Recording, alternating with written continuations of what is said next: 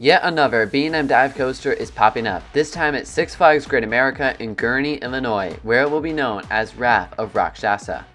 This will end a mini coaster drought for the park. Max Force opened in 2019. That was the last coaster Great America opened. It's actually a little bit surprising that by the time Wrath of Rakshasa opens, it'll be at least 6 years between coaster investments, and that's assuming, of course, that this B&M Dive actually opens on time. And with Six Flags, you never really know. As mentioned, this is another B&M Dive coaster, and just to run through some of the stats, it's going to be a pretty decent sized coaster. 3,239 feet long, a height of 180 feet, a drop of 171 feet, a speed of 67 miles an hour, 5 inversions, and a 96-degree drop. Among dive coasters, there are a couple of records here. 1, 5 inversions is the most we've seen on a dive coaster, and 2, as you just saw on the screen, that 96-degree drop is the steepest we've seen on a dive coaster. It beats out Iron Menace at Dorney Park by 1 degree. One of the potential downsides with a B&M Dive is the capacity, especially when you look at a park like Six Flags Great America that gets as busy as it does. This coaster will have 21 riders per train, and they have 3 trains. The theoretical capacity isn't awful, but they have to run all 3 trains for it to really work out the best, so we'll see if they do. In the context of its own park, this is Six Flags Great America's 5th B&M. That's right, 5 B&Ms now at this park. They will now have an invert, a hyper, a flyer, a wing, and a dive. With that said, let's get into the layout of Wrath of Rakshasa, and from now on, we're going to call it just Rakshasa.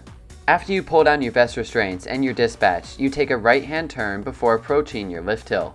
You rise up 180 feet, getting a cool view of some of the coasters around you. You then go slightly to the left before approaching your 96-degree drop. You drop 171 feet down after, of course, that holding brake. This should be a fun drop. The vest restraints do eliminate some of the airtime that you get with the old restraints, but I still think this is always a very good start to a roller coaster, dropping down vertical or beyond vertical. And it's got some size too. This drop is only 30 feet away from hyper heights after all.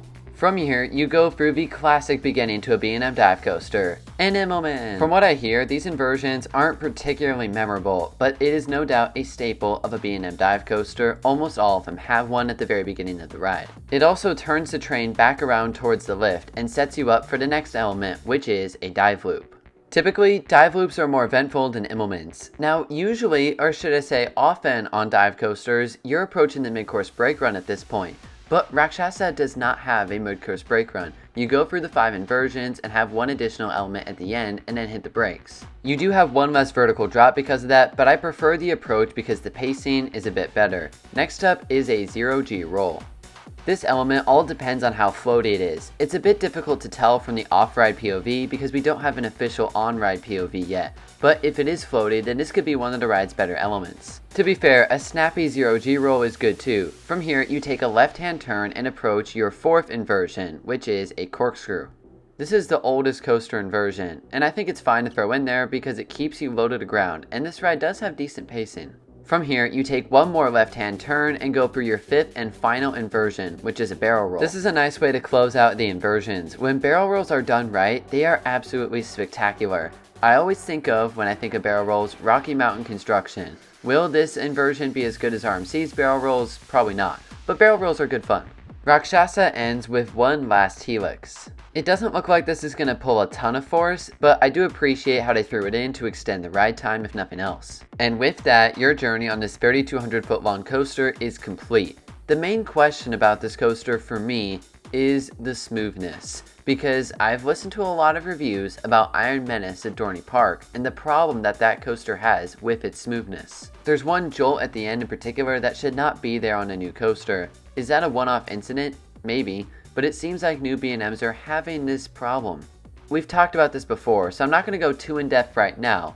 That said, when you buy a new steel coaster, you expect it to be smooth. Iron Menace is a good one to point to because that's another B&M Dive and it's another new one. It opened up just a couple of months ago. The point of all this is to say, number 1, it better be smooth. And number 2, I really hope it is smooth. Everyone prefers a smooth steel coaster over one that has a shake. In terms of Rakshasa fitting into the park's lineup, we talked about how it's the park's 5th B&M and it's their 16th coaster. I think it fits in okay. It kind of feels like a different variation of some of the other B&Ms they have, but the dive coaster element and the beyond vertical drop is something they can market.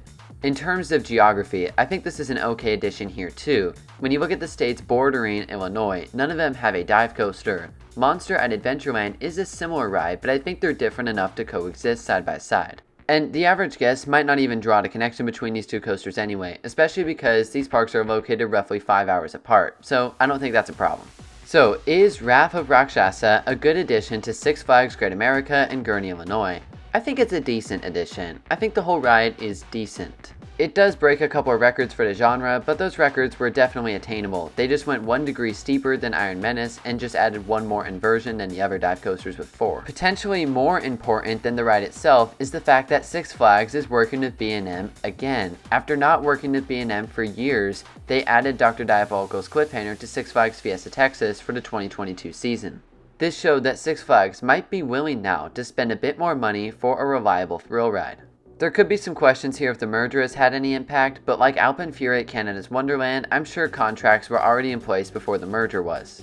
That's mostly just speculation, but in the end, we know that for 2025, if they get it open in time, Six Flags Great America is going to add a new B&M dive coaster. So what are your thoughts on this addition to one of the best parks in the entire Six Flags chain? Let me know down in the comment section below, and for more theme park news and coaster videos, stay tuned here to Gridiron Coasters. We'll see you next time.